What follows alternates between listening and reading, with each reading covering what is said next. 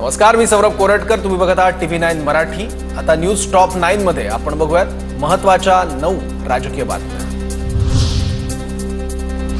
ठाकरेंच्या शिवसेनेला सत्तेत यायचंय पण घेत नाहीत. सत्तेत घेत नसल्यानं संजय राऊतांची शहांवर टीका. भाजपचे नेते चंद्रकांत पाटील यांची प्रतिक्रिया. ठाकरेंच्या शिवसेनेत उद्धव ठाकरे आणि आदित्य ठाकरेच राहतील, तर संभाजीनगरमध्ये दानवे आणि खैरेच राहतील. खासदार संदीपान भुमरेंचा हल्लाबोल. राऊतांना पक्षात घेऊन वाटोळं करायचं आहे का, भुमरेंचा सवाल.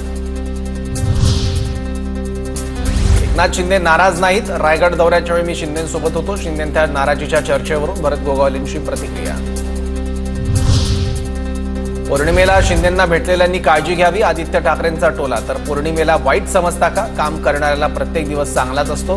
संदीपान भुमरेंचा पलटवार. उभाटा ही भैयांची ढ टीम, याचं उत्तर पेंग्विन आणि ढ टीमने द्यावं. संदीप देशपांडेंचा ठाकरेंच्या शिवसेनेवर ट्विटमधून निशाणा.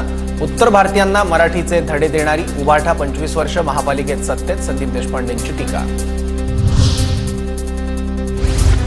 गर्भवती मृत्यू प्रकरणी उद्या ससूनच्या 6 सदस्यीय वैद्यकीय समितीची बैठक. उद्याच्या बैठकीत कारवाईचा अहवाल पुणे पोलिसांकडे जाणार. अहवाल मिळाल्यानंतर पोलीस काय कारवाई करतात याकडे लक्ष.